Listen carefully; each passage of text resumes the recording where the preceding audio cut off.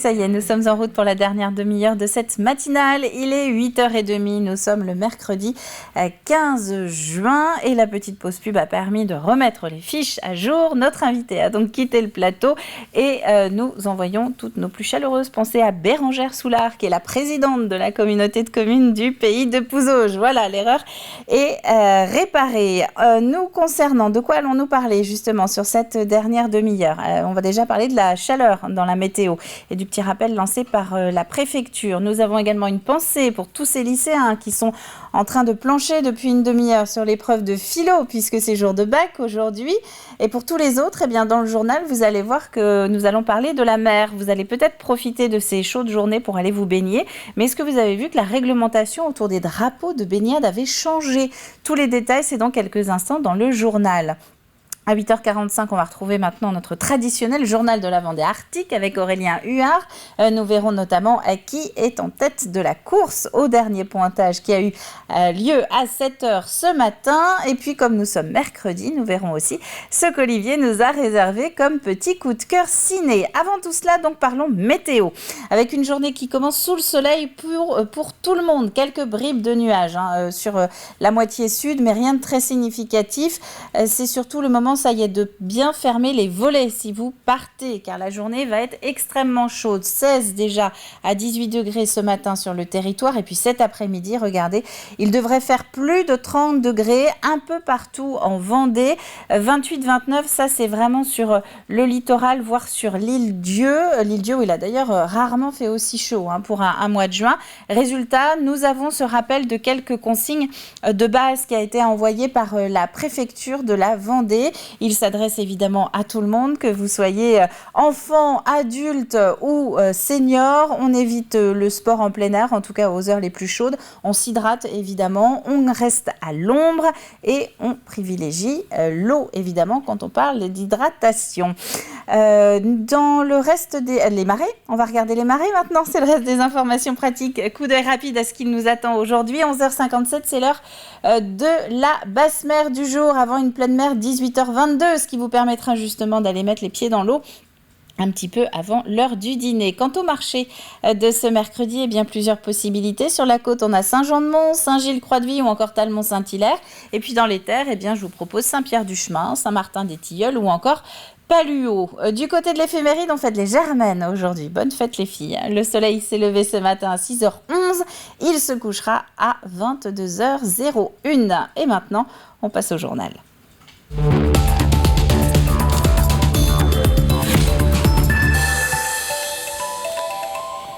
Et avant donc de nous intéresser à la nouvelle réglementation sur les plages, nous allons revenir sur cette journée nationale du don du sang qui était organisée hier un petit peu partout en France et donc notamment en Vendée. L'occasion de rappeler que le stock national est en baisse. Il y a actuellement 80 000 poches de côté, 80 000 poches de dons de sang quand il en faudrait 100 000. Le télétravail depuis le début de la période Covid serait une des explications de cette tendance qui doit alerter. Même si vous allez l'entendre, les Vendéens se démarquent une fois de plus. On a l'avantage en Vendée d'avoir une propension à donner qui est très importante. Et d'ailleurs, on a les plus grosses collectes de France, à savoir 120 donneurs par collecte, ce qui est remarquable quand on sait que la moyenne française est à 60 donneurs par collecte. Les donneurs participent aussi à notre activité de soins. Ils sont des parties prenantes de cette activité. Ce n'est pas parce qu'ils n'ont pas les diplômes de médecins ou d'infirmières qu'ils font partie des soignants. De par leur présence sur nos collectes, par leur don de sang, ils font partie de cette chaîne transfusionnelle qui va les donneurs vers les malades, les patients qui ont besoin de transfusion, toujours plus nombreux chaque année. Et pour savoir où donner en Vendée, il existe un site internet don200.efs.santé.fr.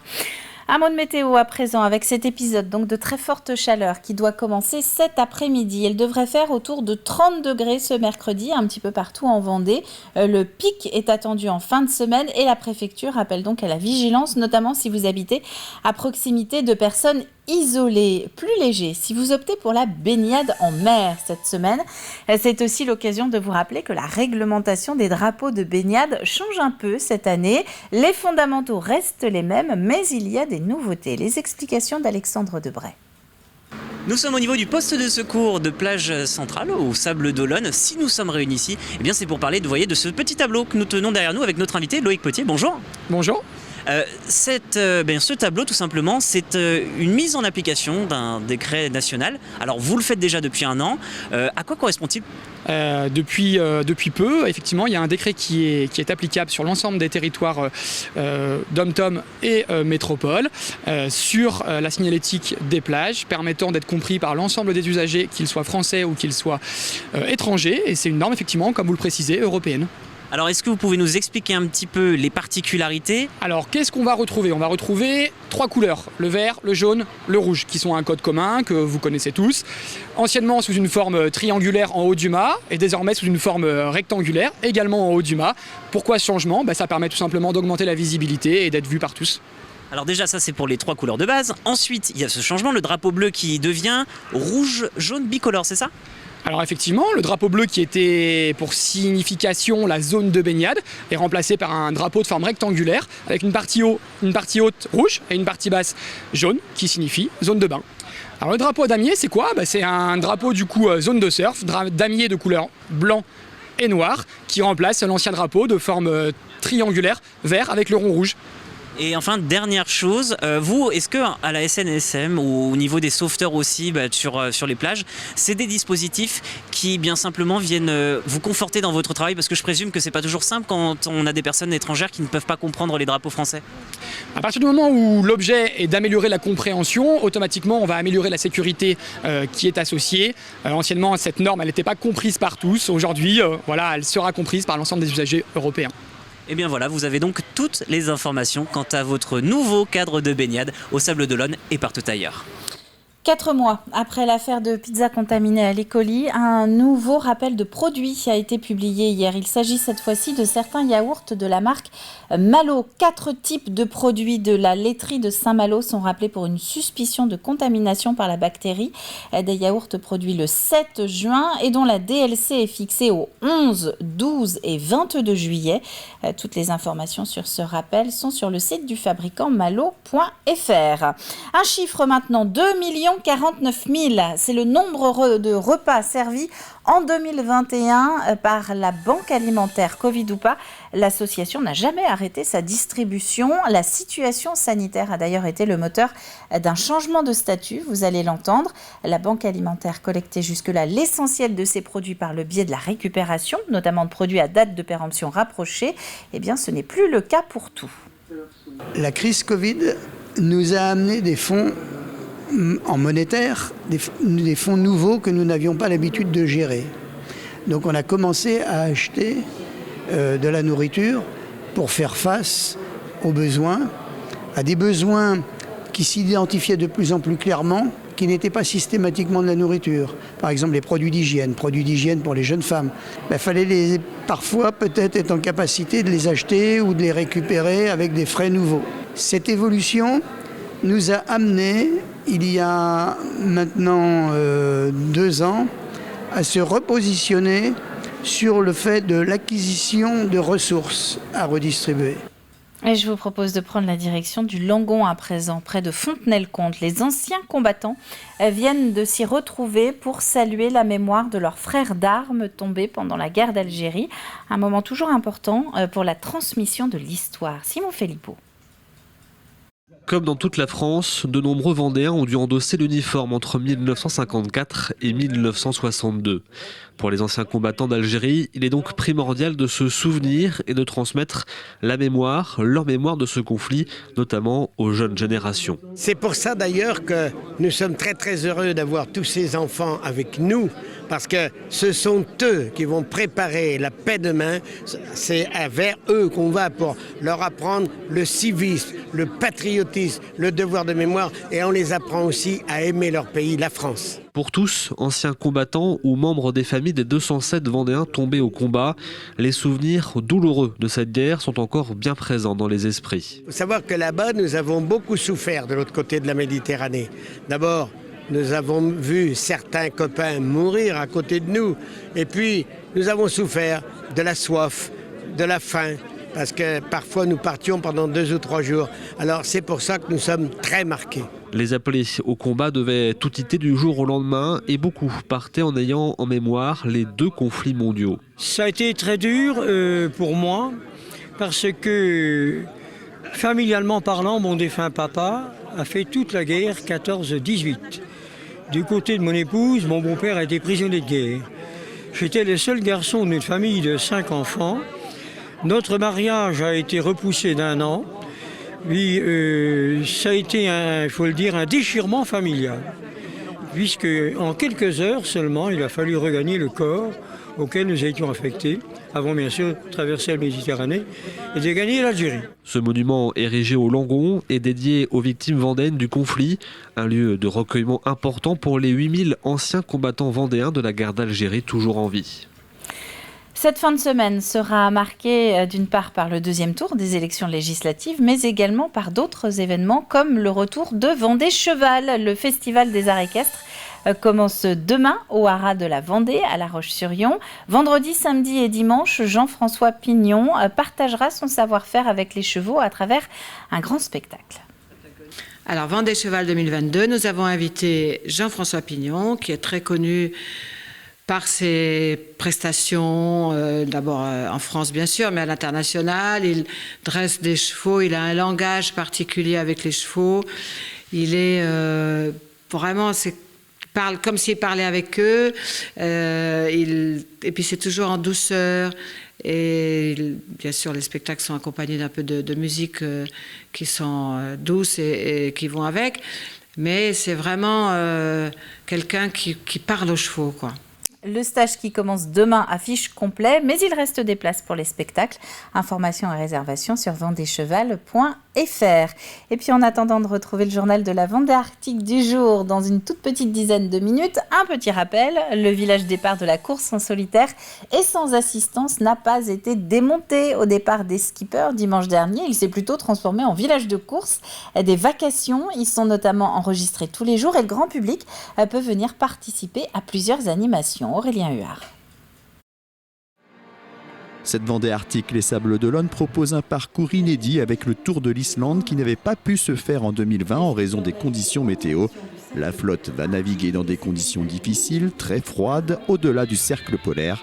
Et c'est ce qui a inspiré les organisateurs dans la conception du village départ qui s'est transformé en village course. Sur 7000 m², le thème de l'Arctique est décliné avec des igloos, une patinoire ou encore des expositions, mais aussi des rendez-vous quotidiens pour suivre la course.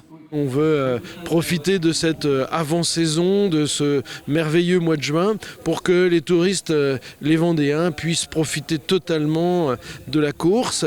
Cette fois-ci, le Covid ne va pas nous empêcher d'accueillir nos héros qui reviendront du Tour de l'Islande, une toute première.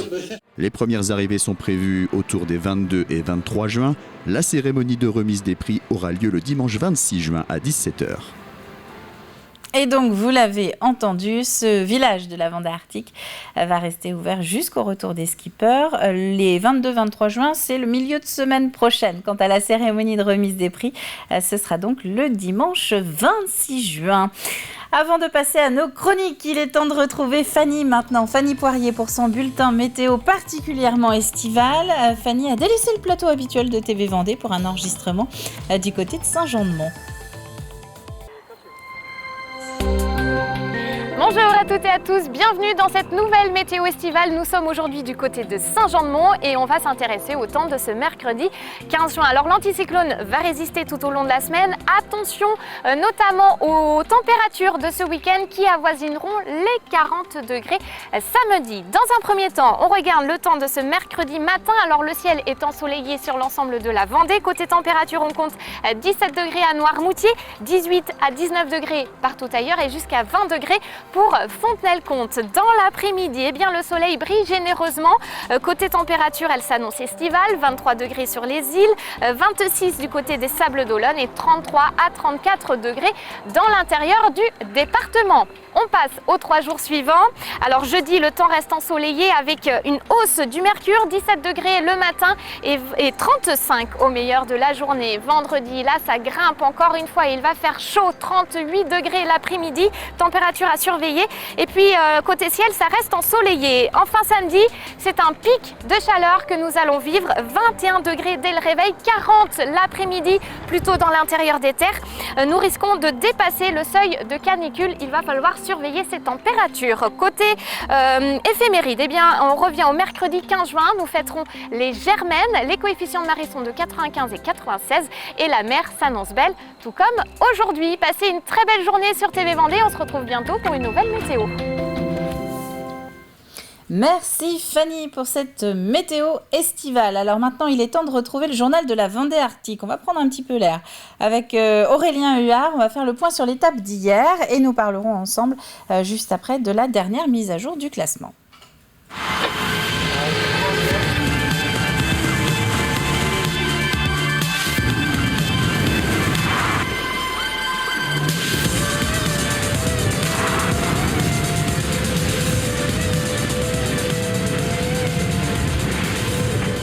Deuxième jour de course sur la Vendée Arctique et la flotte s'est dispersée sur la dorsale anticyclonique avec différentes options prises pour aborder cette zone de vent faible.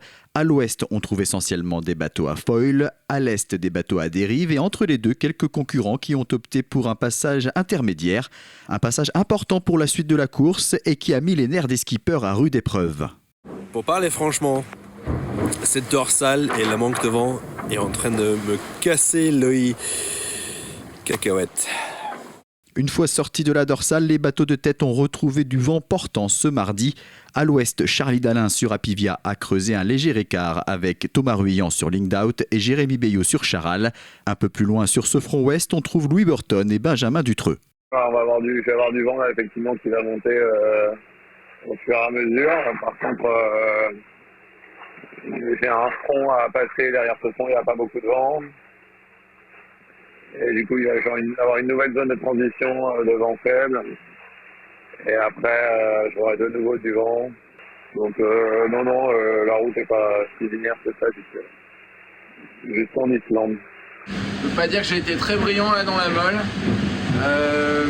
Puis bon, j'ai passé un peu de temps à essayer de réparer le bas de la grand voile. Mais bon, là, ça y est, on retouche un peu de vent et c'est reparti. Va falloir se concentrer sur les trajectoires à suivre et on va pouvoir faire route vers le nord, cap l'Islande. Le plus à l'ouest et le plus au sud de la flotte, c'est Alan Roura sur Hublot qui a tenté en vain de réparer une voile déchirée en prenant de la hauteur. On essaie de réparer le J2, c'est pas simple. Alors on a une jolie déchirure. C'est la deuxième fois que je monte dans le mât. Il n'y a rien qui colle. Voilà, le tissu là, il est... Bon, ça allait forcément, mais même en dégraissant, ça colle pas. Donc je pense qu'on va s'arrêter là pour la réparation. C'est plus prudent. Et ben on va économiser notre J2, hein. À l'est, c'est Benjamin Ferré sur Monoyeur Duo for a Job qui se détache, suivi par Guirec Soudé, Éric Bellion et Manuel Cousin, un groupe qui a visiblement choisi la bonne route pour traverser cette dorsale. Je pense que c'était la bonne option. J'ai essayé de tirer au plus court entre les deux petits systèmes. Et puis, ce qui est super, c'est que j'ai vu arriver lancer comme des frelons Benjamin et Guirec à droite. Et là, j'ai pu tirer à droite où il y avait de l'air. C'est là où ils étaient qu'il y avait de l'air. Au classement de 15h ce mardi, Benjamin Ferré était en tête devant Guirec Soudé et Éric Bellion, mais on le rappelle, c'est la position par rapport à la route la plus directe qui est prise en compte. Ce qui explique que le groupe de leaders composé de Charlie Dalin, Thomas Ruyant et Jérémy Bayou n'occupe pas les premières places. 11e position pour Arnaud Boissière sur la Micaline, situé au centre de la flotte, tout comme Damien Seguin, 13e, ou encore Nicolas Luneven, 17e. Dans la dernière partie de classement, on trouve les skippers qui ont opté pour une option très à l'ouest, comme Louis Burton sur Bureau-Vallée, Pip Air sur Médalia, Benjamin Dutreux sur Guyot Environnement ou encore Alan Roura sur Hublot. Allez, direction Islande.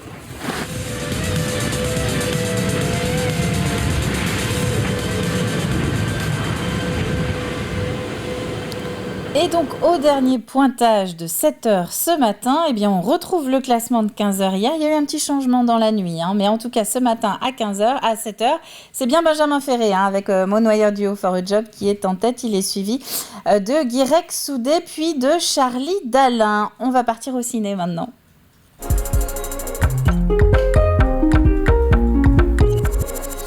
Avec une météo qui est plutôt propice au cinéma, avec ses salles climatisées. Ça va un peu servir de refuge pour les prochains jours. Alors, est-ce que vous avez une idée de ce que vous voulez aller voir au cinéma ? Parce qu'Olivier, lui, il vous propose le biopic sur Elvis Presley. L'avant-première est prévue un petit peu partout en Vendée dans quelques jours. Voici un aperçu.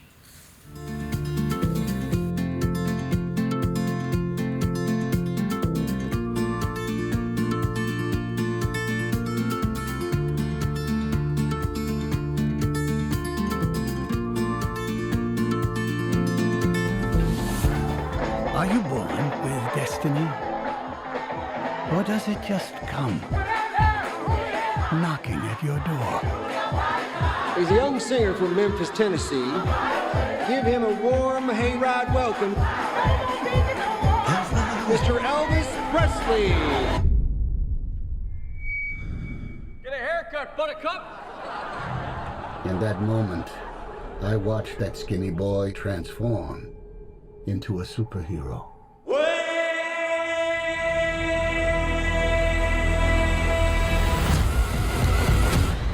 He was my destiny. I wish to promote you, Mr. Presley. Are you ready to fly? I'm ready. Ready to fly. Tomorrow, all of America will be talking about Elvis Presley. President, try not to move around so much during the tape. I can't move, I can't sing. Some people wanted to put me in jail the way I was moving. They might put me in jail for walking across the street, but you're a famous white boy. The way he sings is God-given, so there can't be nothing wrong with it. Senator Kennedy has been shot. Martin Luther King has been shot to death in Memphis. That's all right for you. Tragedy, but it has nothing to do with us. It has everything to do with us.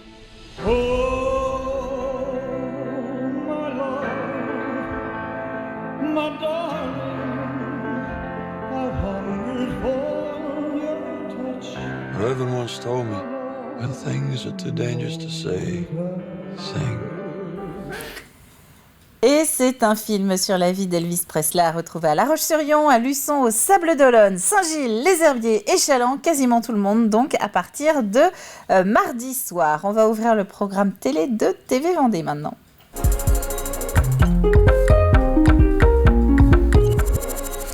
Avec un nouveau numéro de Conseil de famille, puisque nous sommes mercredi, Régis Bossard reçoit Monseigneur Jacques Olin, l'évêque du diocèse de Luçon et donc de tous les catholiques de Vendée. Il revient notamment sur sa mission concernant le dossier des abus sexuels dans l'Église. Écoutez un extrait.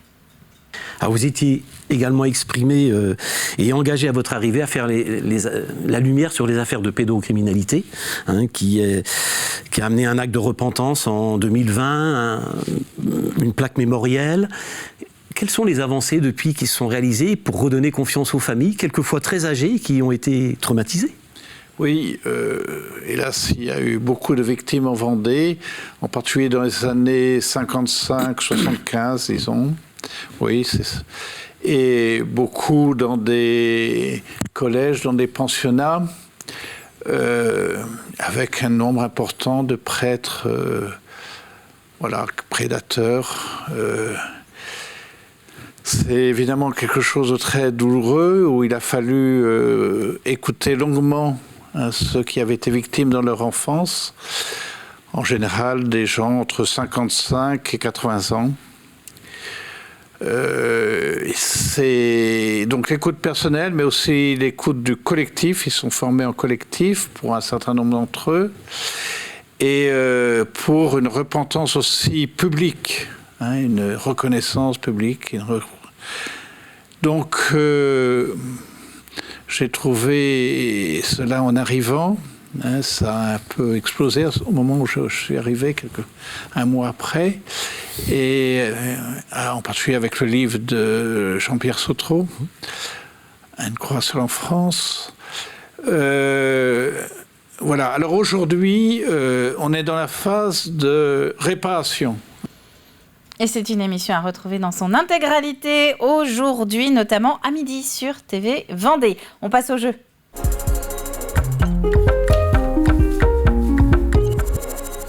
Il nous reste 1 minute pour revoir ensemble la question. Comment s'appelle ce programme diffusé depuis quelques semaines sur TV Vendée? Vous avez jusqu'à vendredi midi pour réfléchir et pour nous envoyer votre réponse sur tvvendée.fr. Indice du jour, pas de soleil ou de nuages et pourtant, point de suspension. Et à la clé, il y aura un gagnant parmi vous qui repartira avec 2 places, 2 entrées pour Legendia Park, qui est notre partenaire de la semaine.